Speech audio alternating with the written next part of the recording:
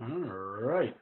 This has been the most normal week of baseball thus far, and that is not a very high bar to clear. I am excited to get into this and see what people have done to improve their cards. A lot of questions are being asked, especially what does this mean for Showdown? Let's get into it. This is This Week in Showdown. Seven inning doubleheaders are happening. They're awesome. Cardinals having game postponed. They're the only team as that I know of as of right now that are consistently having games postponed. They have tests due on Monday. We will see what comes of that. So the Indians sent home Zach Plesac. This is going to be an episode great for players of former 2000 2001 Showdown cards. This is the son of Dan Plesac. Dan, if you watch, I believe he's on MLB Network. He's also a great 90-point reliever. Zach may not get a card in 2020 at all because he went out with his friends. So he was sent home by the Indians. We'll see if that is consistent across organization. There was a fight between the A's and the Astros. Unusual because the player charged the opposing dugout. I imagine that's happened before, but I have not seen it in a way that I can remember. Ramon was hit by two pitches. The second one was a curveball on a full count. Easy for me to say. I'm not the one being hit. Did not seem malicious. Tensions were high. Probably some suspensions coming out. We will see if they will be similar to that.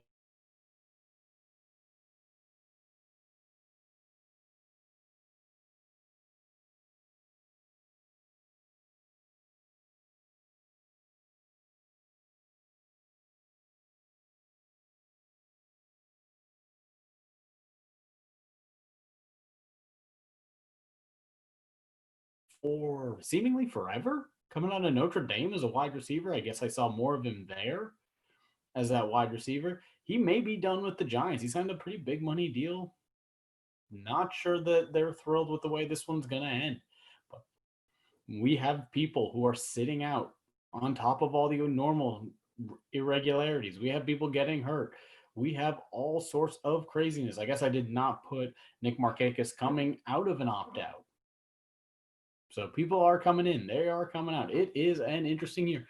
On the right there, by the way, this is from the Greatest Showdown blog. They have a 2018 and 2019 set. The 2019 set looks like this. Go give them a check out.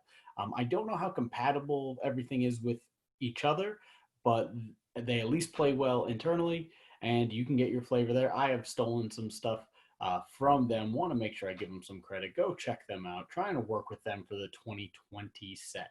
So I'd like to know what everyone thinks about that.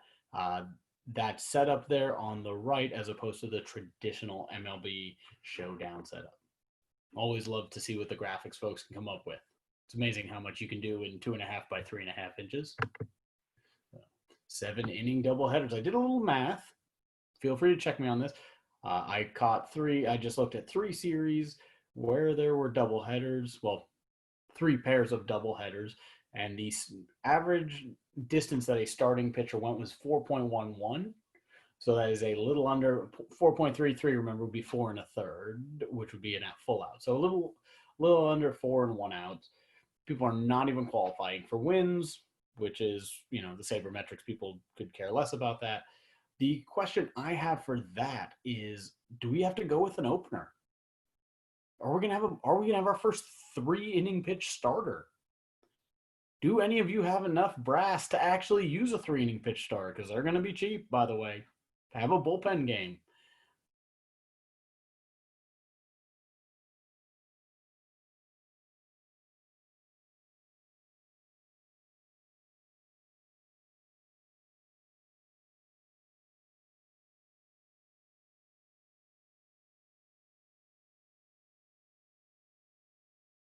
Great change. That being said, oh, spoiled it. We are looking at more cancellations for the Cardinals. That hurts a catcher like Yadier Molina, who's probably on his last legs, sadly. But he always did great because he would play 1,000 games a season. He would get good counting stats because he would bat a ton. They have games postponed. They're gonna have double headers. they may not be done. They may not be done getting games postponed, but it seems like once teams have a scare, they're able to clean it up. We will see if that is the case. I hope that is the case, though. EIA does have one person who tried to steal against him. He caught him. So, got him. All right, moving on. Let's see what the damage report is. Big damage, runner up, counting stats, Nick Castellanos. Whoa, making up people over here. But this is a guy who does great with the counting stats. Go to his baseball reference. So this is a guy, he had 10 triples 2017, 58 doubles last year with 3 triples. Great cards here. So if this guy reminds me of Curtis Granderson, big damage this week, 5 homers, 1 double. Puts him at 7 on the year, 4 double, and this would be 7 home runs, 4 doubles for the season. But that is just the runner-up. The winner, the son of Showdown legend, Fernando Tatis Jr.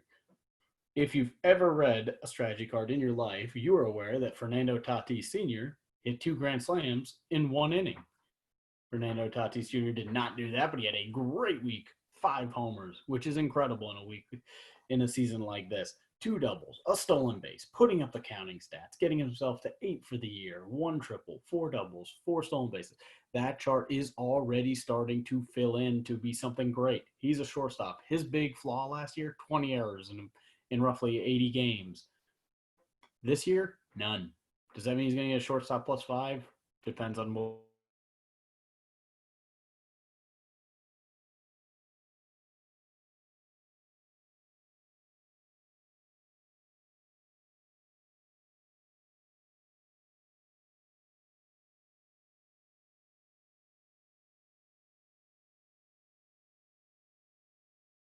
For Fernando Tatis Jr. Let's hope he keeps it up because he is on a tear. He is tied for the home run league with Mike Judge or Aaron Judge. Mike Judge. By the way, check out Beavis and Butthead. Check Mike Judge. Coming to mind. Guess that's what I'm doing after this. It is late. I recorded this already. It was a great recording, and obviously we are not using that one because the audio quality was garbage. But we're going to use this one. I am getting delirious, trying to get a hang of this recording by myself thing. Let me know how you feel about it. If you like my random pop culture references, maybe check out Beavis and Butthead if you're too young for that. If you're too young for it, if you're old enough, go relive it. So here are the home run leaders. We're starting to see where guys fit in for their chart. There's a little bit of code there on the side that I think you'll be able to decipher. So the guys with 8 home runs, Aaron Judge, not Mike Judge, Fernando Tatis Jr. Like him having different positions, especially a shortstop, even though Tatis, if he has a crazy year, could be like 600 something points. So those guys both already have 20s if they're a 10 or an 11. And by the way, if they're a 6 or under, which I don't think that's the case, they're both decent on base guys. They already have a 17 to 20 homer, and that's if they do nothing else.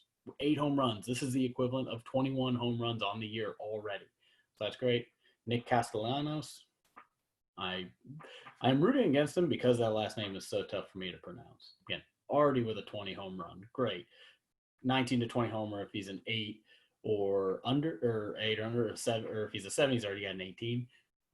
He's not the great on base guy, so there's a chance that he could be one of those crazy lower on bases. That's normally what he is. Could be his best year, especially with this fast start.